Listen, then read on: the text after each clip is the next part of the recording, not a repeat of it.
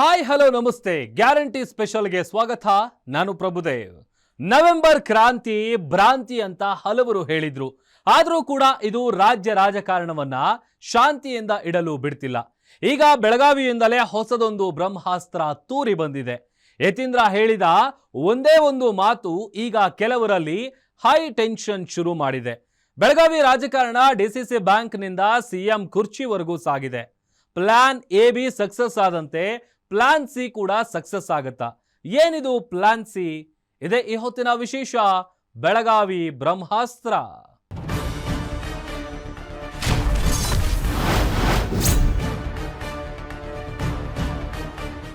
ಬೆಳಗಾವಿ ರಾಜಕಾರಣ ಈಗ ವಿರುದ್ಧ ದಿಕ್ಕಿನತ್ತ ಬೀಸ್ತಾ ಇದೆ.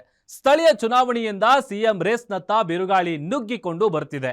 ಸಿಎಂ ಪುತ್ರ ಈಗಾಗಲೇ ಪರೋಕ್ಷವಾಗಿ ಸಿದ್ದರಾಮಯ್ಯ ಉತ್ತರಾಧಿಕಾರಿ ಯಾರು ಅನ್ನೋದನ್ನ ಘೋಷಿಸಿ ಅದಕ್ಕೆ ಒಂದು ತೇಪೆಯನ್ನ ಹಚ್ಚಿದ್ದಾರೆ. ಯತೀಂದ್ರ ಹೇಳಿಕೆ ಈಗ ರಾಜ್ಯ ಕಾಂಗ್ರೆಸ್ನಲ್ಲಿ ದೊಡ್ಡ ಸುನಾಮಿಯನ್ನೇ ಸೃಷ್ಟಿಸಿದೆ. ಅಸಲಿಗೆ ರಾಜ್ಯ ಕಾಂಗ್ರೆಸ್ನಲ್ಲಿ ನಡೀತಾ ಇರೋದೇನು? ನವೆಂಬರ್ ಕ್ರಾಂತಿಗೆ ಈಗಾಗಲೇ ವೇದಿಕೆಗಳು ಸಿದ್ಧವಾಗ್ತಿವೆಯಾ? ಡಿಕೆಶಿಗೆ ಮರ್ಮಾಘಾತ ಕೊಡಲು ತಂತ್ರ ರಣತಂತ್ರಗಳನ್ನ ಹೆಣೆಯಲಾಗ್ತಿದೆಯಾ? ಇದೆಲ್ಲದರ ಡೀಟೇಲ್ಸ್ ಇಲ್ಲಿದೆ, ನೋಡೋಣ ಬನ್ನಿ.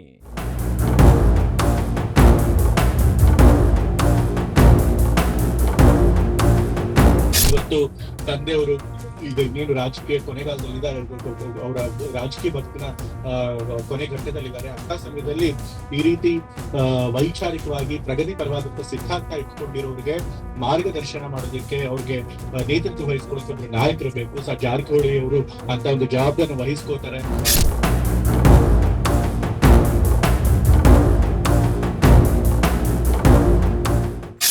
ಕೇಳಿ, ಅವ್ರು ಏನ್ ಹೇಳಿದಾರೆ ನೀವು ಅವ್ರು ಕೇಳಬೇಕು, ನನಗೆ ಕೇಳಿದ್ರೆ ಏನಾಗುತ್ತೆ?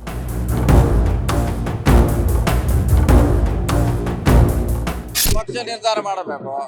ನಾವು ಯಾರು ಅವರ ತಮ್ಮ ವ್ಯಕ್ತಿಗತ ಅಭಿಪ್ರಾಯ ಹೇಳಿದ್ದಾರೆ.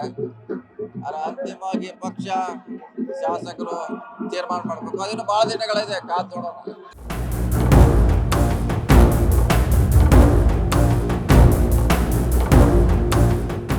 ಡಿ ಕೆ ಶಿವಕುಮಾರ್ನ ಗಂಗಾ ನದಿಯಲ್ಲಿ ಮುಳುಗಿಸ್ದಂಗೆ ಆಯ್ತು. ಹಾಗಾದ್ರೆ ಡಿ ಕೆ ಶಿವಕುಮಾರ್ಗೆ ಅವ್ರು ಹೇಳ್ತಾ ಇದ್ರು, ನಾನೇ ಟವಲ್ ಹಾಕೊಂಬಿಟ್ಟಿದ್ರು ಆಗಲೇ CM ಕುರ್ಚಿ ಮೇಲೆ 2.5 ವರ್ಷ ಆದಮೇಲೆ ನಾನೇ ಮುಖ್ಯಮಂತ್ರಿ ಅಂತೇಳಿ ಕುರ್ಚಿ ಮೇಲೆ ಟವಲ್ ಹಾಕ್ಕೊಂಡು ಕೂತಿದ್ರು. ಪಾಪ ಡಿ ಕೆ ಶಿವಕುಮಾರ್ ಅವ್ರಿಗೆ ನಿರಾಸೆ.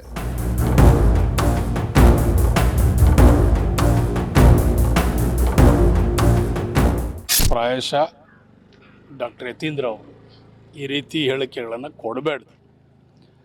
ಒಂದು ದೊಡ್ಡ ಸ್ಥಾನದಲ್ಲಿ ತಾವೆಲ್ಲರೂ ಕೂಡ, ಒಂದು ದೊಡ್ಡ ಮಂಥನದಲ್ಲಿ ತಾವೆಲ್ಲರೂ ಕೂಡ ಇದ್ದೀರಿ. ತಾವಾಗಿ ತಾವು ಕೆಳಗಡೆ ಬೀಳೋದು ನಮಗೆಲ್ಲ ಇಷ್ಟ ಇಲ್ಲ.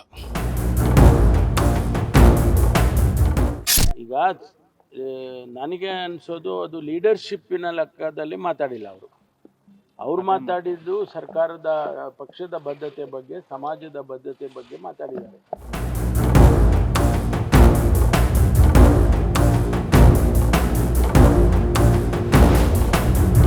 ಬೆಳಗಾವಿಯ ರಾಜಕಾರಣದಲ್ಲಿ ಒಂದು ಚಿಟ್ಟೆ ರೆಕ್ಕೆ ಬಡಿದ್ರೆ ರಾಜ್ಯ ರಾಜಕಾರಣದಲ್ಲಿ ಎಂತಹ ಸುನಾಮಿ ಎದ್ದೇಳುತ್ತೆ ಅನ್ನೋದಕ್ಕೆ ಈ ಎಲ್ಲ ಹೇಳಿಕೆಗಳು ಕಾರಣ. ಸಿಎಂ ಪುತ್ರ MLC ಯತೀಂದ್ರ ಸಿದ್ದರಾಮಯ್ಯ ಬೆಳಗಾವಿಯಲ್ಲಿ ಕೊಟ್ಟ ಒಂದೇ ಒಂದು ಹೇಳಿಕೆ ಈಗ ರಾಜ್ಯ ಕಾಂಗ್ರೆಸ್ನಲ್ಲಿ ಕೋಲಾಹಲ ಎಬ್ಬಿಸಿದೆ. ನವೆಂಬರ್ ಕ್ರಾಂತಿಗಳ ಚರ್ಚೆ ಕಾವು ಪಡೆದುಕೊಳ್ತಿರೋ ಹೊತ್ತಲ್ಲೇ ಡಿಕೆ ಶಿವಕುಮಾರ್ ಮುಂದಿನ ಸಿಎಂ ಎಂಬ ಕೂಗು ಎದ್ದ ಹೊತ್ತಲ್ಲೇ ಯತೀಂದ್ರ ಹೇಳಿದ ಹೇಳಿಕೆ ಈಗ ಡಿಕೆಶಿಗೆ ಪರೋಕ್ಷವಾಗಿ ಮರ್ಮಾಘಾತ ನೀಡಿದ್ಯಾ ಅನ್ನೋ ಚರ್ಚೆ ಈಗ ಜೋರಾಗಿ ಶುರುವಾಗಿದೆ.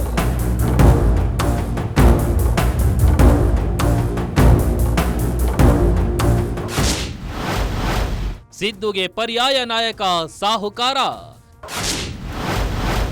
ಯತೀಂದ್ರ ಹೇಳಿಕೆ ಸೃಷ್ಟಿಸಿದೆ ಕೋಲಾಹಲ. ನನ್ನ ತಂದೆ ಈಗ ರಾಜಕೀಯ ಸಂಧ್ಯಾಕಾಲದಲ್ಲಿದ್ದಾರೆ. ಅವರ ಸಿದ್ಧಾಂತಗಳನ್ನ, ತತ್ವನಿಷ್ಠೆಗಳನ್ನ ಮುಂದುವರೆಸಿಕೊಂಡು ಹೋಗುವ ಛಾತಿ ಇರೋದು ಸತೀಶ್ ಜಾರಕಿಹೊಳಿ ಅವರಲ್ಲಿ ಅಂತ ಸಿದ್ದು ಪುತ್ರ ಯತೀಂದ್ರ ಬುಧವಾರ ಬೆಳಗಾವಿ ಜಿಲ್ಲೆಯಲ್ಲಿ ಹೇಳಿಕೆ ಕೊಟ್ಟಿದ್ರು. ಯತೀಂದ್ರ ನೀಡಿದ ಆ ಒಂದೇ ಒಂದು ಹೇಳಿಕೆ ಈಗ ಇಡೀ ಕಾಂಗ್ರೆಸ್ ಪಾಳ್ಯದಲ್ಲಿಯೇ ಕೋಲಾಹಲ ಎಬ್ಬಿಸಿದೆ. ಬಿಜೆಪಿಗೆ ಕೈ ಪಾಳ್ಯದ ಲೇವಡಿಗೆ ಮತ್ತೊಂದು ಅಸ್ತ್ರ ಸಿಕ್ಕಿದೆ. ತಂದೆಯವರು ಈಗ ಇನ್ನೇನು ರಾಜಕೀಯ ಕೊನೆಗಾಲದಲ್ಲಿ ಇದ್ದಾರೆ, ಅವರ ರಾಜಕೀಯ ಬದುಕಿನ ಕೊನೆ ಘಟ್ಟದಲ್ಲಿದ್ದಾರೆ. ಅಂತ ಸಮಯದಲ್ಲಿ ಈ ರೀತಿ ವೈಚಾರಿಕವಾಗಿ ಪ್ರಗತಿಪರವಾದಂತಹ ಸಿದ್ಧಾಂತ ಇಟ್ಕೊಂಡಿರೋರಿಗೆ ಮಾರ್ಗದರ್ಶನ ಮಾಡೋದಕ್ಕೆ, ಅವ್ರಿಗೆ ನೇತೃತ್ವ ವಹಿಸ್ಕೊಳ್ಳೋಕೆ ಒಬ್ರು ನಾಯಕರು ಬೇಕು. ಸರ್ ಜಾರಕಿಹೊಳಿ ಅವರು ಅಂತ ಒಂದು ಜವಾಬ್ದಾರಿನ ವಹಿಸ್ಕೋತಾರೆ. ಕಾಂಗ್ರೆಸ್ ಪಕ್ಷ ಸಿದ್ಧಾಂತ ನಂಬಿಕೆ ಇಟ್ಕೊಂಡಿರುವಂತ ಎಲ್ಲ ರಾಜಕಾರಣಿಗಳಿಗೆ, ಯುವ ನಾಯಕರಿಗೆ ಅವ್ರು ಮಾದರಿಯಾಗಿ ನಮ್ಮನ್ನು ಮುನ್ನಡೆಸ್ತಾರೆ ಅನ್ನೋ ಒಂದು ನಂಬಿಕೆ ನನಗಿದೆ. ಸೊ ಹಾಗಾಗಿ ಈ ರೀತಿ ಒಂದು ತತ್ವಬದ್ಧತೆ ಇರುವಂತಹ ನಾಯಕರು ಸಿಗೋದು ಬಹಳ ಕಷ್ಟ ಅಂತ ಕೆಲಸನ ಜಾರಕಿಹೊಳಿ ಮಾಡ್ತಿದ್ದಾರೆ. ಯಾರು ಹೇಳಿದ್ದಾರೋ ಅವರನ್ನೇ ಕೇಳಿ, ನನ್ನನ್ನಲ್ಲ. ಯತೀಂದ್ರ ಹೇಳಿಕೆಗೆ ಡಿಕೆ ಶಿವಕುಮಾರ್ ಕೌಂಟರ್.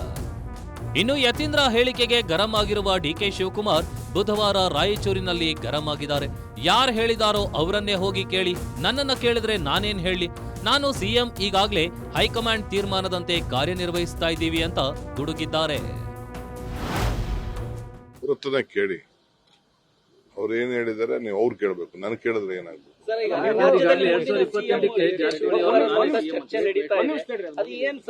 ನನಗೇನು ಅವಶ್ಯಕತೆ, ಯಾರು ಚರ್ಚೆ ನನ್ನ ಬಗ್ಗೆ ಚರ್ಚೆ ಮಾಡೋಂಥ ಅವಶ್ಯಕತೆ ಇಲ್ಲ. ನಾನು ಸಿದ್ದರಾಮಯ್ಯನವ್ರು ಏನ್ ಹೇಳಿದೀವಿ, ಪಾರ್ಟಿ ಏನ್ ಹೇಳ್ತದೆ ನಾವು ಒಟ್ಟಿಗೆ ಸೇರಿ ಕೆಲಸ ಮಾಡ್ಕೊಂಡು ಹೋಗ್ತೀವಿ ಅಂತ ಹೇಳಿದ್ವಿ. ಆ ಕೆಲಸಕ್ಕೆ ನಾನು ಬದ್ಧನಾಗಿ. ಬೆಳಗಾವಿಯಿಂದಲೇ ಬ್ರಹ್ಮಾಸ್ತ್ರ ಹೂಡಿದ್ರ ಯತೀಂದ್ರ. ಯತೀಂದ್ರ ಬಿಟ್ಟ ಬಾಣ ನಿಜಕ್ಕೂ ಗುರಿ ಇಟ್ಟಿದ್ದು ಯಾರತ್ತ? ಯತೀಂದ್ರ ಸಿದ್ದರಾಮಯ್ಯ ನೀಡಿದ ಹೇಳಿಕೆ ಈಗ ಕೇವಲ ಹೇಳಿಕೆಯಾಗಿ ಉಳಿದಿಲ್ಲ, ನವೆಂಬರ್ ಕ್ರಾಂತಿಯ ಮುನ್ನುಡಿಯ ಅನ್ನೋ ಚರ್ಚೆಯಾಗಿ ನಿಂತ್ಕೊಂಡಿದೆ. ಬೆಳಗಾವಿಯಿಂದ ಹೂಡಿದ ಈ ಬ್ರಹ್ಮಾಸ್ತ್ರ ನಿಜಕ್ಕೂ ಗುರಿ ಇಟ್ಟಿದ್ದು ಯಾರ ಕಡೆ? ಯಾರಿಗೆ ಸಂದೇಶ ನೀಡಲು ಯತೀಂದ್ರ ಈ ಮಾತುಗಳನ್ನಾಡಿದ್ದಾರೆ? ಇದು ಡಿಕೆಶಿ ಕನಸಿಗೆ ಮರ್ಮಾಘಾತ ಕೊಡಲು ಮಾಡಿಕೊಳ್ಳುತ್ತಿರುವ ಸಿದ್ಧತೆಯ ಅನ್ನೋ ಮಾತುಗಳಿಗೆ ಈಗ ಹೊಸ ಕಾವು ಸಿಕ್ಕಿದೆ.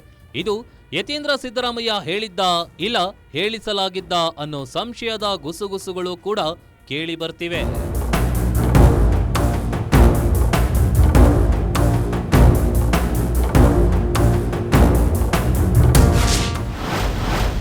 ನಾಯಕತ್ವದ ಬಗ್ಗೆ ಅಲ್ಲ, ಪಕ್ಷ ಸಿದ್ಧಾಂತದ ಬಗ್ಗೆ ಹೇಳಿದ್ದೇನೆ. ಹೇಳಿಕೆ ವಿವಾದವಾಗ್ತಿದ್ದಂತೆ ತೇಪೆ ಹಚ್ಚಿದ ಯತೀಂದ್ರ. ಯಾವಾಗ ಸಂತ ಕನಕದಾಸರ ಪ್ರತಿಮೆ ಲೋಕಾರ್ಪಣೆ ಕಾರ್ಯಕ್ರಮದಲ್ಲಿ ಸಿದ್ದರಾಮಯ್ಯನವರ ಉತ್ತರಾಧಿಕಾರಿ ಸತೀಶ್ ಜಾರಕಿಹೊಳಿ ಅನ್ನೋ ಲೆಕ್ಕದಲ್ಲಿ ಮಾತನಾಡಿದ್ರು, ಅದು ರಾಜ್ಯ ರಾಜಕಾರಣದಲ್ಲಿ ಹಲ್ಚಲ್ ಎಬ್ಬಿಸಲು ಶುರು ಮಾಡ್ತು. ಆಗ ನಾನು ನಾಯಕತ್ವದ ಬಗ್ಗೆ ಅಲ್ಲ, ಪಕ್ಷದ ತತ್ವ ಸಿದ್ಧಾಂತಗಳ ಬಗ್ಗೆ ಹೇಳಿದ್ದು ಅಂತ ತೇಪೆ ಹಚ್ಚಿದ್ರು ಯತೀಂದ್ರ. ರಾಜಕೀಯ ಉತ್ತರಾಧಿಕಾರಿ ಬಗ್ಗೆ ಮಾತನಾಡಿಲ್ಲ ಅಂತ ಹೇಳಿದ್ದು, ಸೈದ್ಧಾಂತಿಕವಾಗಿ ರಾಜಕಾರಣ ಮಾಡೋರಿಗೆ ಅವರು ಲೀಡ್ ಮಾಡ್ಲಿ, ಯಾಕಂದ್ರೆ ಕೂಡ ಅವರು ಕೂಡ ಒಬ್ಬ ಸೈದ್ಧಾಂತಿಕ ರಾಜಕಾರಣಿ. ಸೊ ಅಂತವ್ರನ್ನ ಅವ್ರು ಲೀಡ್ ಮಾಡ್ಲಿ. ಈಗಲೇ ಎಲ್ಲವನ್ನು ಹೇಳಲು ಆಗೋದಿಲ್ಲ, ಪಕ್ಷ ತೀರ್ಮಾನ ಮಾಡಲಿ ಎಂದ ಸಾಹುಕಾರ. ಇನ್ನು ಯತೀಂದ್ರ ಸಿದ್ದರಾಮಯ್ಯ ಹೇಳಿಕೆಗೆ ಸಚಿವ ಸತೀಶ್ ಜಾರಕಿಹೊಳಿ ಅಡ್ಡಗೋಡೆಯ ಮೇಲೆ ದೀಪವಿಟ್ಟಂತೆ ಉತ್ತರಿಸಿದ್ದಾರೆ. 2028ರ ರಾಜಕಾರಣ ಬಗ್ಗೆ ಅವರು ಮಾತನಾಡಿದ್ದಾರೆ. ಸದ್ಯದ ನಾಯಕತ್ವದ ಬಗ್ಗೆ ಅಲ್ಲ ಅಂತ ಹೇಳಿದ ಸಚಿವರು, 2028ಕ್ಕೆ ನೀವು ಸಿಎಂ ಆಕಾಂಕ್ಷಿ ಅನ್ನೋ ಹೇಳಿಕೆಗೆ ಬದ್ಧರಿದ್ದೀರಾ ಅನ್ನೋ ಮಾಧ್ಯಮಗಳ ಪ್ರಶ್ನೆಗೆ, ಅದಕ್ಕೆ ಇನ್ನೂ 30 ತಿಂಗಳ ಕಾಲವಿದೆ, ಈಗಲೇ ಹೇಳೋಕ್ಕಾಗೋದಿಲ್ಲ, ಆಗಿನ ವಾತಾವರಣ ನೋಡಿ ಪಕ್ಷ ತೀರ್ಮಾನ ಮಾಡುತ್ತೆ ಅಂತ ಹೇಳಿದ್ದಾರೆ. 28ಕ್ಕೆ ತಾವೇನು ಹೇಳ್ತಾ ಬಂದಿದ್ದೀರಿ, ಇದಕ್ಕೂ ಈಗಲೂ ಅದಕ್ಕೆ ಬಂದಿದ್ದೀರಾ? ಯಾಕಂದ್ರೆ 2028ಕ್ಕೆ ಸಿಎಂ ಸ್ಥಾನಕ್ಕೆ ನಾನು ಆಕಾಂಕ್ಷಿ ಅನ್ನೋ ಮಾತನ್ನ ಹೇಳಿದಿರಿ. ಅದು ಹೇಳಿದಿಲ್ಲ, ಕ್ಲೇಮ್ ಮಾಡ್ತೀವಿ ಅಂತ ಹೇಳಿದೀವಿ. ಅದು ಅಂತಿಮವಾಗಿ ಪಕ್ಷ ತೀರ್ಮಾನ ಮಾಡಬೇಕು. ಪಕ್ಷ ತೀರ್ಮಾನ ಮಾಡಬೇಕಂದ್ರೂ ಕೂಡ ಸಿದ್ದರಾಮಯ್ಯ ಅವ್ರ ರೋಲ್ ಬಹಳ ಇಂಪಾರ್ಟೆಂಟ್ ಆಗುತ್ತೆ ಸರ್. ಎಲ್ಲಾನು ಇವತ್ತು ಕಾಗ್ದೆಯಲ್ಲಿ ನಿರ್ಣಯ ಮಾಡ್ಲಿಕ್ಕೆ ಆಗೋಲ್ಲ. ಇನ್ನೂ 30 ತಿಂಗಳಿದೆ, ನಂತರ ಏನೇ ಬೆಳವಣಿಗೆ ಆಗತ್ತೆ, ಪಕ್ಷ ಶಾಸಕರು ಹವಾಮಾನ ವಾತಾವರಣ ಮೇಲೆ ಎಲ್ಲ ಡಿಪೆಂಡ್ ಆಗತ್ತೆ. ಮಹತ್ವ ಪಡೆದಿದೆ ಅಂದ್ರೆ ಸಿಎಂ ಅವ್ರ ಮಗನೇ ಹೇಳಿರುವಂತ ಕಾರಣಕ್ಕಾಗಿ ಬಹಳಷ್ಟು ಮಹತ್ವ ಪಡೆದಿರುವಂತ ಅದೇನ್ರಿ ಚರ್ಚೆ ಆಗಿದೆ ಸರ್ ಆ ರೀತಿ.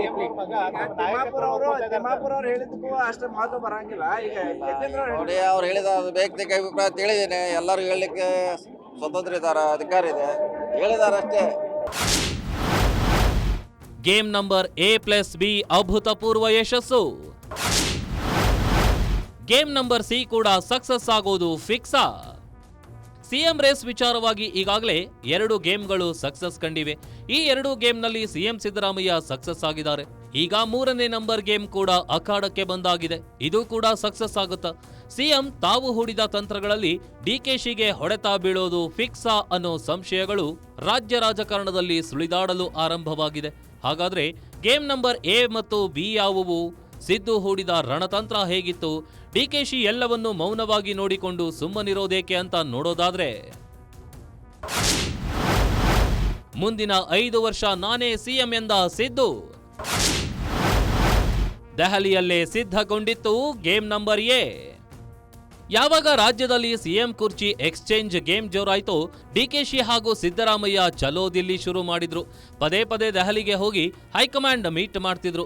ರಾಹುಲ್ ಗಾಂಧಿ ಭೇಟಿಗಾಗಿ ಕಾದಿದ್ದೇ ಬಂತು ಹೊರತು ಭೇಟಿಗೆ ಅವಕಾಶ ಸಿಗ್ಲಿಲ್ಲ. ಆಗ ದೆಹಲಿಯಿಂದಲೇ ಸಿಎಂ ಸಿದ್ದರಾಮಯ್ಯ ನೇರವಾಗಿ ಒಂದು ದಾಳ ಎಸೆದ್ರು. ಸಿಎಂ ಕುರ್ಚಿ ರೇಸ್ ರಗಳಿಗೆ ಒಂದು ತಾತ್ಕಾಲಿಕ ರೆಡ್ ಸಿಗ್ನಲ್ ಕೊಟ್ಟಿದ್ರು. I will be the chief minister for 5 years. I made it very clear, and I made this very clear. And Mr. D.K. Shivakumar was also there because on that day we were having a cabinet meeting. He was also there. ಈ ಒಂದೇ ಒಂದು ದಾಳ ಉರುಳಿಸುವ ಮೂಲಕ CM Siddaramaiah CM race ಆಟಾಟೋಪಕ್ಕೆ ಒಂದು ಹಂತದಲ್ಲಿ break ಹಾಕಿದ್ರು. ಅಲ್ಲಿಗೆ ಸಿಎಂ ಸಿದ್ದರಾಮಯ್ಯ ಉರುಳಿಸಿದ ದಾಳ ಒಂದು ಹಂತದಲ್ಲಿ ಸಕ್ಸಸ್ ಆಗಿತ್ತು. ಡಿಕೆಶಿಗೆ ಶಾಸಕರ ಬೆಂಬಲವಿಲ್ಲ ಎಂಬ ಹೇಳಿಕೆ ಹಾಗೂ ಮುಂದಿನ 5 ವರ್ಷ ನಾನೇ ಸಿಎಂ ಅಂತ ಹೇಳುವ ಮೂಲಕ ಗೇಮ್ ನಂಬರ್ 1 ಅನ್ನ ಯಶಸ್ವಿಯಾಗಿ ಗೆದ್ದು ಮುಗಿಸಿದ್ರು. ಅದೇ ರೀತಿ ಗೇಮ್ ನಂಬರ್ 2 ಕೂಡ ಗೆದ್ದು ಮುಗಿಸಿದ್ರು. ಈಗ ಗೇಮ್ ನಂಬರ್ 3 ಚಾಲ್ತಿಯಲ್ಲಿದೆ.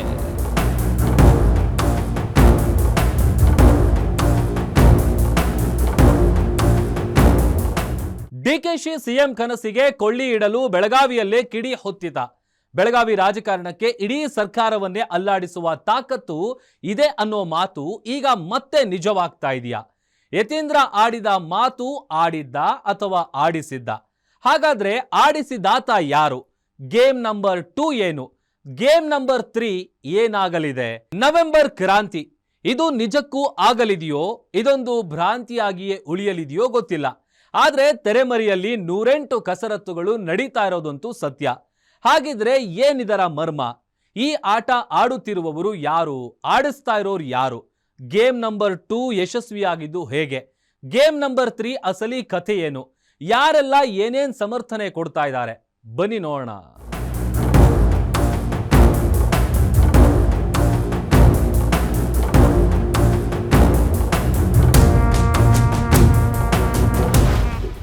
ಸುರ್ಜೇವಾಲಾ ಅವರು ಬಹಳ ಸ್ಪಷ್ಟವಾಗಿ ಹೇಳಿದ್ದಾರೆ, ಲೀಡರ್ಶಿಪ್ ಪ್ರಶ್ನೆ ಇಲ್ಲವೇ ಇಲ್ಲ ಅಂತ ಹೇಳಿದ್ದಾರೆ. 2023 ಏನ್ ನಡೆಯಿತು ಅದೇ ರೀತಿ ನಡೆಯಿತು. ಹೈಕಮಾಂಡ್ ಅವ್ರು ಏನ್ ಡಿಸಿಷನ್ ಮಾಡ್ತಾರೆ ಅದರ ಪ್ರಕಾರ ಹೈಕಮಾಂಡ್ ಏನ್ ತೀರ್ಮಾನ ಮಾಡ್ತಾರೆ ಆ ತೀರ್ಮಾನಕ್ಕೆ ನಾನು ಬದ್ಧ, ಡಿ.ಕೆ. ಶಿವಕುಮಾರ್ ಕೂಡ ಬದ್ಧ.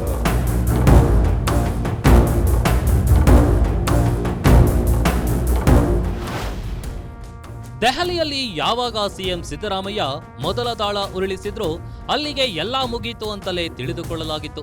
ಆದ್ರೆ ಬಿಟ್ವೀನ್ ಇನ್ ದ ಲೈನ್ಸ್ ನಲ್ಲಿ ನೋಡಿದಾಗ ಸಿದ್ದು ಅಲ್ಲೊಂದು ಇದು ಅಲ್ಪ ವಿರಾಮ ಎಂಬ ಸೂಚನೆಯನ್ನೇ ಕೊಟ್ಟಿದ್ರು. ಅದು ಏನು ಅಂತ ಗೊತ್ತಾ?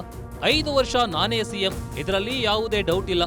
ಆದ್ರೆ ಕೊನೆಗೆ ಹೈಕಮಾಂಡ್ ಏನು ತೀರ್ಮಾನ ತೆಗೆದುಕೊಳ್ಳುತ್ತೋ ಅದಕ್ಕೆ ನಾವೆಲ್ಲರೂ ಬದ್ಧರಾಗಿರ್ಬೇಕು ಅಂತ. ಹೈಕಮಾಂಡ್ ಏನ್ ಹೇಳಿದ್ದಾರೆ, ಏನ್ ನಾವು ತೀರ್ಮಾನ ತಗೋತೀವಿ ಅದನ್ನ ಇಬ್ರು ಒಪ್ಕೋಬೇಕು ಅಂತ ಹೇಳಿದ್ದಾರೆ. ಏನ್ ತೀರ್ಮಾನ ತಗೋತೀವಿ ಹೈಕಮಾಂಡ್ ಅದನ್ನ ಇಬ್ರು ಒಪ್ಕೋಬೇಕು. ನಾವು ಹೇಳಿದೀವಿ ಹೈಕಮಾಂಡ್ ಅವ್ರು ಏನ್ ಡಿಸಿಷನ್ ತಗೊಂಡ್ರು ಕೂಡ ಒಪ್ಕೋತೀವಿ ಅಂತ ಹೇಳಿದ್ದೀವಿ. ಅದನ್ನ ನಂತರ ಟೈಮ್ಸ್ ಹೇಳಿದ್ದೀನಿ, ನಾನು ಅನೇಕ ಬಾರಿ ಹೇಳಿದ್ದೀನಿ. ಹೈಕಮಾಂಡ್ ಅವ್ರು ಏನೇ ಡಿಸಿಷನ್ ತಗೊಂಡ್ರು ಕೂಡ ಆ ಡಿಸಿಷನ್ಗೆ ನಾವು ಅವಾಯ್ಡ್ ಆಗಿರ್ತೀವಿ. ಸಿದ್ದರಾಮಯ್ಯ ಹೇಳಿಕೆ ಬೆನ್ನಲ್ಲಿಯೇ ಗೇಮ್ ಶುರು. ಸಿದ್ದುಗೆ ಜೈ ಹೋ ಎನ್ನಲು ಶುರು ಮಾಡಿದ ಬೆಂಬಲಿಗರು. ಯಾವಾಗ ಸಿಎಂ ಸಿದ್ದು ದೆಹಲಿಯಲ್ಲಿ ನಾನೇ 5 ವರ್ಷ ಸಿಎಂ ಎಂದು ಗುಂಡು ಹೊಡೆದ್ರೋ ಕೂಡಲೇ ಅಸಲಿ ಗೇಮ್ ಶುರುವಾಯಿತು. ಸಿದ್ದು ಬಣದ ಶಾಸಕರು ಅಲ್ಲಿಗೆ ಡಿಸಿಎಂಗೆ ಶಾಸಕರ ಬಲ ಇಲ್ಲ ಅನ್ನೋದರ ಪರೋಕ್ಷ ಸಂದೇಶಗಳು ಹರಿದಾಡಲು ಶುರುವಾದವು. ಅದರ ಜೊತೆಗೆ ಶಾಸಕರ ಸಚಿವರ ಔತಣಕೂಟಗಳು ಏರ್ಪಡಲು ಶುರುವಾದವು. ದಲಿತ ಸಿಎಂ ಕೂಗು ಮುನ್ನೆಲೆಗೆ ಬಂತು. ಮುಂದೆ ಮಲ್ಲಿಕಾರ್ಜುನ್ ಖರ್ಗೆ ಅವರೇ ಮುಖ್ಯಮಂತ್ರಿಯಾಗಲಿದ್ದಾರೆ ಅನ್ನೋ ಮಾತುಗಳು ಕೂಡ ಕೇಳಿಬಂದವು. ಡಿಕೆಶಿಯ ಕನಸನ್ನು ಭಂಗ ಮಾಡುವ ಏನೆಲ್ಲ ಕಸರತ್ತು ನಡೆಸಬೇಕಾಗಿತ್ತೋ ಅವೆಲ್ಲವೂ ನಡೆದವು.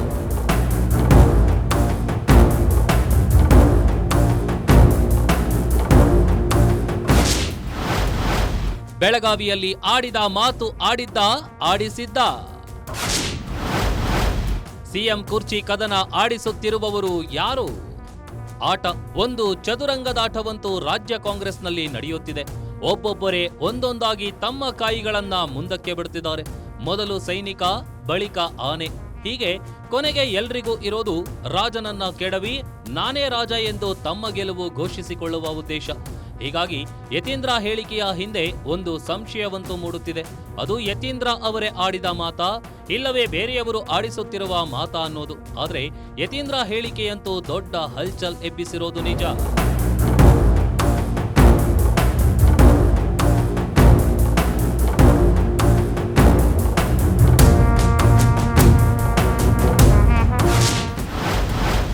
ಯತೀಂದ್ರರದ್ದು ಎಳಸು ಹೇಳಿಕೆ ಎಂದು ಇಕ್ಬಾಲ್ ಗರಂ. ಯತೀಂದ್ರಗೆ ನೋಟಿಸ್ ಕೊಡದಿದ್ದಕ್ಕೆ ಶಾಸಕರ ಬೇಸರ. ಯತೀಂದ್ರ ಹೇಳಿಕೆಗೆ ಈಗಾಗಲೇ ವಿರೋಧಗಳು ಬರಲು ಶುರುವಾಗಿವೆ. ರಾಮನಗರದ ಶಾಸಕ ಇಕ್ಬಾಲ್ ಹುಸೇನ್ ಯತೀಂದ್ರ ಹೇಳಿಕೆ ಒಂದು ಎಳಸು ಹೇಳಿಕೆ, ಇದಕ್ಕೆ ನನ್ನ ಮೌನವೇ ಉತ್ತರ ಎಂದಿದ್ದಾರೆ. ನಾವು ಮಾಡಿದ್ರೆ ಬಲಾತ್ಕಾರ, ಅವರು ಮಾಡಿದ್ರೆ ಚಮತ್ಕಾರ ಅನ್ನುವಂತಾಗಿದೆ ಅಂತ ನೋಟಿಸ್ ವಿಚಾರದಲ್ಲಿ ಬೇಸರ ವ್ಯಕ್ತಪಡಿಸಿದ್ದಾರೆ. ನೋಡಿ, ನನ್ನ ಮೌನನೇ ಅದಕ್ಕೆ ಉತ್ತರ. ನನ್ನ ಮೌನನೇ ಅದಕ್ಕೆ ಉತ್ತರ. ಪ್ರಾಯಶಃ ಡಾಕ್ಟರ್ ಯತೀಂದ್ರ ಅವರು ಈ ರೀತಿ ಹೇಳಿಕೆಗಳನ್ನು ಕೊಡಬೇಡ್ದು. ಒಂದು ದೊಡ್ಡ ಸ್ಥಾನದಲ್ಲಿ ತಾವೆಲ್ಲರೂ ಕೂಡ, ಒಂದು ದೊಡ್ಡ ಮಂಥನದಲ್ಲಿ ತಾವೆಲ್ಲರೂ ಕೂಡ ಇದ್ದೀರಿ. ತಾವು ಕೆಳಗಡೆ ಬೀಳೋದು ನಮಗೆಲ್ಲ ಇಷ್ಟ ಇಲ್ಲ. ಒಂದು ಗೌರವಿತವಾಗಿ ತಾವೆಲ್ಲರೂ ಕೂಡ ಹೇಳಿಕೆಯನ್ನು ಕೊಡೋ ಸಂದರ್ಭದಲ್ಲಿ ತಾವು ಹೇಳಬೇಕು. ಇದು ಒಂದು ರೀತಿ ಏನು ಹೇಳ್ತಾರೆ, ಎಳಸು ಅಂತ ಹೇಳ್ತಾರಲ್ಲ, ಆ ರೀತಿ ಸ್ಟೇಟ್ಮೆಂಟ್ ಇದು. ನಾನು ಮಾಡಿದ್ರೆ ಬಲಾತ್ಕಾರ, ಬೇರೆಯವ್ರು ಮಾಡಿದ್ರೆ ಚಮತ್ಕಾರ ಅಂತ ಹೇಳ್ತಾರೆ. ಹಾಗೆ ನಾವೆಲ್ಲ ಯಾಕೆ ಹೇಳಬೇಡ್ದು, ಅವ್ರು ತಿದ್ಕೋತಾರೆ ಅಂದ್ಕೊಂಡಿದ್ದೀನಿ.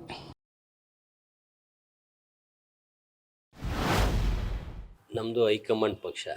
ಇದು ಮೈಸೂರು ರಾಜರ ಮನೆ ಅಲ್ಲ. ಇದು ಮೈಸೂರು ರಾಜಮನೆತನದಲ್ಲಿ ಏನಾಗ್ತದೆ, ಅವರಾದ್ಮೇಲೆ ಯಾರು ಇರ್ತಾರೆ, ಮಕ್ಕಳು, ತಂದೆ, ಹಿಂಗೆ ಈ ರೂಟು ಇರ್ತದೆ, ವಂಶ ಪಾರಂಪರ್ಯ. ಇದು ಆ ಥರ ವ್ಯವಸ್ಥೆ ಅಲ್ಲ. ಹೈಕಮಾಂಡ್ ತೀರ್ಮಾನ ಮಾಡ್ತದೆ. ಹೈಕಮಾಂಡು ತೀರ್ಮಾನಕ್ಕೆ ನಾವೆಲ್ಲ ಬದ್ಧರಾಗಿರಬೇಕು. ಮುಂದಿನ ಉತ್ತರಾಧಿಕಾರಿ ಯಾರು, ಮುಂದಿನ ಮುಖ್ಯಮಂತ್ರಿ ಯಾರು ಅನ್ನೋ ವಿಷಯಕ್ಕೆ. ಅದನ್ನೆಲ್ಲ ಈಗೆಲ್ಲ ಯಾರ್ಯಾರು ಏನೇನು ಹೇಳಿಕೆ ಕೊಟ್ಟು ಪಕ್ಷಕ್ಕೆ ಮುಜುಗರ ಆಗೋ ಅಂಥದ್ದನ್ನು ಮಾಡಬಾರ್ದು.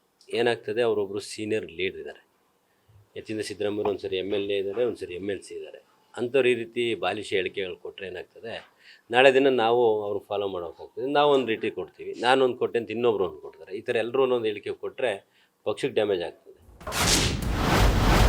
ಸಚಿವ ಸಂಪುಟ ವಿಸ್ತರಣೆ ಗೇಮ್ ನಂಬರ್ 2. ಈ ಗೇಮ್ನಲ್ಲೂ ಆಡಿ ಗೆದ್ದ ಸಿದ್ದರಾಮಯ್ಯ ಬಣ.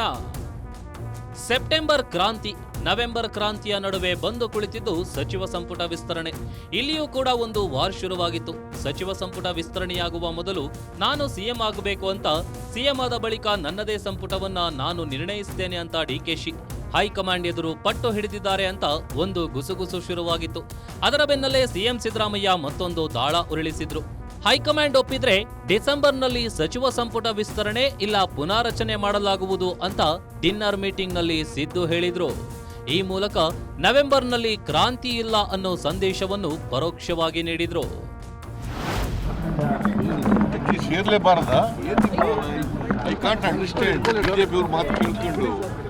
ನಾವು ಊಟಕ್ಕೆ ಸೇರೋದೇ ಒಂದು ದೊಡ್ಡ ಅಪರಾಧ ಅಂತ ಮಾಡ್ಕೊಂಡಿದ್ದೀರಲ್ಲ, ಮತ್ತೆ ಯಾಕೆ ಕೇಳ್ತಾ ಇದ್ದೀರಿ? ಸೇರ್ತಾ ಇರ್ತೀವಿ ಯಾವಾಗ್ಲೂ. ಡಿಕೆಶಿಯನ್ನ ಗಂಗೆಯಲ್ಲಿ ಮುಳುಗಿಸಿದ್ರು ಸಿದ್ದು. ಯತೀಂದ್ರ ಹೇಳಿಕೆಗೆ ಅಶೋಕ್ ಲೇವಡಿ. ಸದ್ಯ ಯತೀಂದ್ರ ಹೇಳಿಕೆಯನ್ನ ವಿಪಕ್ಷಗಳು ಡಿಕೆ ಶಿವಕುಮಾರ್ ಗುರಿಯಾಗಿಟ್ಕೊಂಡೇ ಪ್ರತಿಕ್ರಿಯೆ ನೀಡುತ್ತಿದ್ದಾರೆ. ಸಿಎಂ ಕನಸು ಕಾಣುತ್ತಿರುವ ಡಿಕೆ ಶಿವಕುಮಾರ್ರನ್ನ ಸಿದ್ದು ಗಂಗೆಯಲ್ಲಿ ಮುಳುಗಿಸಿ ಬಿಟ್ರು ಅಂತ ಲೇವಡಿ ಮಾಡಿದ್ದಾರೆ.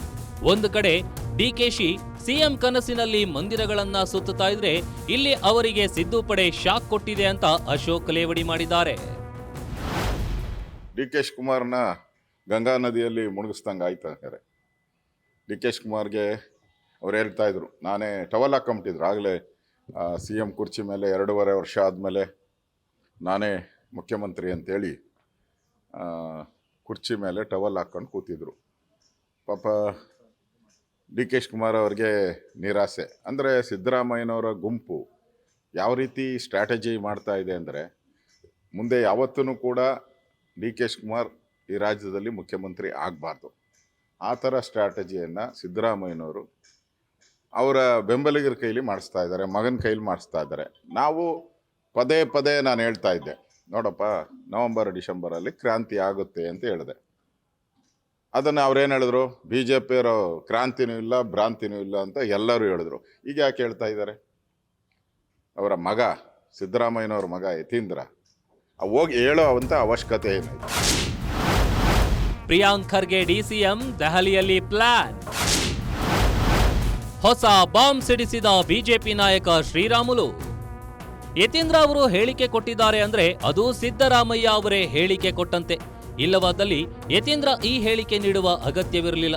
ಈಗ ಹೇಳ್ತಿದ್ದಾರೆ ಅಂದ್ರೆ ಸಿಎಂ ಸಿದ್ದರಾಮಯ್ಯನವರೇ ಕ್ಲೂ ಕೊಟ್ಟಿದ್ದಾರೆ ಅಂತಲೇ ಅರ್ಥ ಅಂತ ಬಿಜೆಪಿ ನಾಯಕ ಶ್ರೀರಾಮುಲು ಹೇಳಿದ್ದಾರೆ. ಇನ್ನು ಪ್ರಿಯಾಂಕ್ ಖರ್ಗೆ ಅವರು ಮುಂದಿನ ರಾಜ್ಯದ ಉಪಮುಖ್ಯಮಂತ್ರಿಯಾಗುವ ಕನಸು ಕಂಡಿದ್ದಾರೆ. ಸಿದ್ದರಾಮಯ್ಯ ಸಿಎಂ, ಪ್ರಿಯಾಂಕ್ ಖರ್ಗೆ ಡಿಸಿಎಂ ಆಗುವ ಒಪ್ಪಂದ ಈಗಾಗಲೇ ದೆಹಲಿಯಲ್ಲಿ ಆಗಿದೆ ಅಂತ ಶ್ರೀರಾಮುಲು ಸಿಎಂ ರೇಸ್ಗೆ ಹೊಸ ಟ್ವಿಸ್ಟ್ ಕೊಟ್ಟಿದ್ದಾರೆ. ಮುಂದಕ್ಕೆ ಅವರು ಈ ರಾಜ್ಯದ ಉಪಮುಖ್ಯಮಂತ್ರಿಗಳಾಗಬೇಕು ಅನ್ನೋಂಥ ಕನಸು ಹಿಡ್ಕೊಂಡು ಈ ರೀತಿ ಮಾಡೋಂಥ ಕೆಲಸ ಮಾಡ್ತಾರೆ. ಒಂದು ಆಲ್ರೆಡಿ ಒಳ ಒಪ್ಪಂದ ಮಾಡ್ಕೊಂಡಾರ. ಏನು ಆ ಒಳ ಒಪ್ಪಂದ? ಸಿದ್ದರಾಮಯ್ಯನವರು ಅದೇ ರೀತಿಯಲ್ಲಿ ಮುಖ್ಯಮಂತ್ರಿಗಳಾಗಿ ಮುಂದುವರಿಬೇಕು.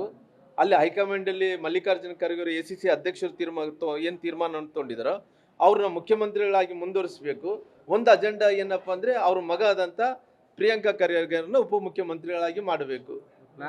ಅವರೆಲ್ಲ ಪ್ಲಾನ್ ಮಾಡಿಕೊಂಡೇ ಅವರೆಲ್ಲ ಕೆಲಸ ಅವ್ರು ಏನೇನು ಮಾಡ್ತಾ ಇದ್ದಾರೆ ಎಲ್ಲರೂ ಕೂಡ ಮುಚ್ಚಾಕಬೇಕು ಅನ್ನೋಂಥ ಕಾರಣದಿಂದ ಪ್ಲಾನ್ಡ್ ಆಗಿ ಹೋಗ್ತಾ ಇದ್ದಾರೆ. ಒಂದು ಹಂತದಲ್ಲಿ ಯತೀಂದ್ರ ಹೇಳಿಕೆ ಈಗ ರಾಜ್ಯದಲ್ಲಿ ಸಂಚಲನ ಮೂಡಿಸುತ್ತಿರುವುದಂತೂ ಸತ್ಯ. ಆದರೆ ಇದು ಅವರು ಹೇಳಿದಂತೆ ರಾಜಕೀಯ ತತ್ವ ಸಿದ್ಧಾಂತದ ವಿಚಾರವಾಗಿ ಮಾತ್ರ ಮಾತನಾಡಿದ್ದ, ಇಲ್ಲ ಇದು ಕೂಡ ಸಿಎಂ ಸಿದ್ದರಾಮಯ್ಯ ಮೂವ್ ಮಾಡಿದ ರಾಜಕೀಯ ಚದುರಂಗದ ಮತ್ತೊಂದು ದಾಳವ ಅನ್ನೋ ಗೊಂದಲವಂತೂ ಇದೆ. ಸದ್ಯದ ಸನ್ನಿವೇಶಗಳನ್ನ ಸೂಕ್ಷ್ಮವಾಗಿ ಅವಲೋಕಿಸುತ್ತಾ ಹೋದ್ರೆ ಇದು ಕೂಡ ಸಿಎಂ ರೇಸ್ ರಾಜಕೀಯ ಚದುರಂಗ ಆಟದ ಒಂದು ಭಾಗವಾಗಿಯೇ ಕಾಣ್ತಿದೆ. ರಾಜ್ಯ ಕಾಂಗ್ರೆಸ್ನಲ್ಲಿ ಡಿಸಿಎಂ ಡಿಕೆ ಶಿವಕುಮಾರ್ ಅವ್ರನ್ನ ಟ್ರಬಲ್ ಶೂಟರ್ ಅಂತಾರೆ. ರಾಜ್ಯ ಕಾಂಗ್ರೆಸ್ ಅಷ್ಟೇ ಅಲ್ಲ, ದೇಶದ ಯಾವುದೇ ರಾಜ್ಯಗಳ ಕಾಂಗ್ರೆಸ್ನಲ್ಲೂ ಸಹ ಟ್ರಬಲ್ಗಳು ಎದುರಾದಂಥ ಸಂದರ್ಭದಲ್ಲಿ ಡಿಸಿಎಂ ಡಿಕೆ ಶಿವಕುಮಾರ್ ಅವರು ಆ ಟ್ರಬಲ್ಗಳನ್ನು ಕ್ಲಿಯರ್ ಮಾಡಿ ಕಾಂಗ್ರೆಸ್ಗೆ ಶಕ್ತಿ ತುಂಬುವಂಥ ಕೆಲಸವನ್ನು ಮಾಡ್ಕೊಂಡು ಬರ್ತಾನೆ ಇದ್ದಾರೆ. ಆದರೆ ಪಕ್ಷನಿಷ್ಠನಾಗಿರ್ತಕ್ಕಂಥ ಡಿಸಿಎಂ ಡಿಕೆ ಶಿವಕುಮಾರ್ ಅವರ ಹೆಸರು ಸಿಎಂ ಸ್ಥಾನಕ್ಕೆ ಕೇಳಿಬಂದಂಥ ಸಂದರ್ಭದಲ್ಲೆಲ್ಲ ಸಹ ಡಿಸಿಎಂ ಡಿಕೆ ಶಿವಕುಮಾರ್ ಅವರಿಗೆ ಬಹಳ ದಿನಗಳಿಂದನೂ ಸಹ ಟ್ರಬಲ್ ಎದುರಾಗ್ತಾ ಇರೋದು ಸ್ಪಷ್ಟವಾಗಿ ಕಂಡು ಬರ್ತಾ ಇರುವಂಥದ್ದು. ಡಿಸಿಎಂ ಡಿಕೆ ಶಿವಕುಮಾರ್ ಅವರು ಅಧಿಕಾರ ಹಂಚಿಕೆ ಒಪ್ಪಂದದ ಪ್ರಕಾರವಾಗಿ ಹೈಕಮಾಂಡ್ ನಾಯಕರುಗಳು ಸಿಎಂ ಸಿದ್ದರಾಮಯ್ಯನವರು 2.5 ವರ್ಷಗಳ ಕಾಲ ಮುಖ್ಯಮಂತ್ರಿ ಆದ ಬಳಿಕ ಮುಂದಿನ 2.5 ವರ್ಷಗಳ ಮುಖ್ಯಮಂತ್ರಿ ಸ್ಥಾನವನ್ನು ನನಗೆ ಕೊಡಿಸ್ತಾರೆ ಅನ್ನೋ ಒಂದು ಭರವಸೆಯನ್ನು ಡಿಸಿಎಂ ಡಿಕೆ ಶಿವಕುಮಾರ್ ಅವರು ಇಟ್ಕೊಂಡಿದ್ದಾರೆ. ಆದರೆ ಸಿಎಂ ಸಿದ್ದರಾಮಯ್ಯನವರು ಮಾತ್ರ 5 ವರ್ಷಗಳ ಕಾಲ ನಾನೇ ಪೂರ್ಣಾವಧಿಯ ಸಿಎಂ ಆಗಿರ್ತೀನಿ ಅಂತ ಹೇಳಿ ಒಂದು ಕಡೆ ಹೇಳ್ತಾ ಇರುವಂಥದ್ದು. ಇನ್ನೊಂದು ಕಡೆ ಡಿಸಿಎಂ ಡಿಕೆ ಶಿವಕುಮಾರ್ ಅವರಿಗೆ ಶಾಸಕರ ಬೆಂಬಲ ಇಲ್ಲ, ಶಾಸಕರ ಸಂಖ್ಯಾಬಲ ಅವರಿಗೆ ಬೆಂಬಲಕ್ಕೆ ಇಲ್ಲ ಅನ್ನೋ ಒಂದು ಮಾತುಗಳನ್ನು ಈ ಹಿಂದೆನೂ ಸಹ ಅವರು ಹೇಳ್ಕೊಂಡು ಬಂದಿರುವಂಥದ್ದು. ಆದರೆ ಡಿಸಿಎಂ ಡಿಕೆ ಶಿವಕುಮಾರ್ ಅವರು ಪಕ್ಷನಿಷ್ಠರಾಗಿರುವಂಥದ್ದು 2023ರಲ್ಲಿ KPCC ಅಧ್ಯಕ್ಷರಾಗಿ ಕಾಂಗ್ರೆಸ್ ಪಕ್ಷವನ್ನು ರಾಜ್ಯದಲ್ಲಿ ಅಧಿಕಾರಕ್ಕೆ ತಂದಂಥ ಸಂದರ್ಭದಲ್ಲಿ KPCC ಅಧ್ಯಕ್ಷರೇ ಸಿಎಂ ಆಗಬೇಕಾಗಿತ್ತು ಅನ್ನೋ ಒಂದು ಒತ್ತಾಯವನ್ನು ಸಹ ಹೈಕಮಾಂಡ್ ನಾಯಕರುಗಳ ಮೇಲೆ ಹಾಕಿದ್ರು. ರಾಜ್ಯ ರಾಜಕಾರಣದಲ್ಲಿ ಅದರಲ್ಲೂ ಕಾಂಗ್ರೆಸ್ನಲ್ಲಿ ಸಿಎಂ ರೇಸ್ ವಿಚಾರವಾಗಿ ಹಾವು ಏಣಿಯಾಟ ಜೋರಾಗಿ ನಡೀತಾ ಇದೆ. ಒಬ್ಬೊಬ್ಬರು ಒಂದೊಂದು ಆಟ ಹುಡುತ್ತಿದ್ದಾರೆ. ಯಾರು ಏನೇ ಹೇಳಿದ್ರೂ ಕೂಡ ಡಿಸಿಎಂ ಡಿಕೆಶಿ ಮಾತ್ರ ಯಾವುದಕ್ಕೂ ಉತ್ತರ ಕೊಡದೆ ಸುಮ್ಮನಿದ್ದಾರೆ. ಎಲ್ಲವೂ ಹೈಕಮಾಂಡ್ ತೀರ್ಮಾನಿಸುತ್ತೆ ಅಂತಿದ್ದಾರೆ. ಸಿಎಂ ವಿಚಾರ ಮಾತನಾಡಿದಾಗ ಅವರದೇ ಬೆಂಬಲಿಗರಾದ ಶಾಸಕ ಇಕ್ಬಾಲ್ ಹುಸೇನ್, ಶಿವಗಂಗಾ ಬಸವರಾಜ್, ಕುಣಿಗಲ್ ರಂಗನಾಥ್, ಶಿವರಾಮೇಗೌಡಗೆ ಕೆಪಿಸಿಸಿ ಅಧ್ಯಕ್ಷರಾಗಿರುವ ಡಿಕೆಶಿಯೇ ನೋಟಿಸ್ ಕೊಟ್ಟಿದ್ರು. ಆದರೆ ಇಲ್ಲಿಯವರೆಗೂ ಸಿದ್ದು ಬೆಂಬಲಿಗರಿಗೆ ಮಾತ್ರ ಈ ವಿಚಾರದಲ್ಲಿ ಯಾರಿಗೂ ನೋಟಿಸ್ ಹೋಗಿಲ್ಲ. ಯತೀಂದ್ರಗೂ ಕೂಡ ಇಲ್ಲಿಯವರೆಗೂ ನೋಟಿಸ್ ನೀಡಲಾಗಿಲ್ಲ. ಅಂದ್ರೆ ಡಿಕೆಶಿ ಈ ಗೇಮ್ ನಂಬರ್ 3 ಮೌನವಾಗಿ ಎದುರಿಸಲು ಸಂಕಲ್ಪ ಮಾಡಿಕೊಂಡಂತೆ ಕಾಣಿಸ್ತಿದೆ. ಮುಂದೆ ಈ ಮೌನ ಯುದ್ಧ ಯಾವ ಹಂತಕ್ಕೆ ಹೋಗಲಿದೆಯೋ ಕಾದು ನೋಡಬೇಕು.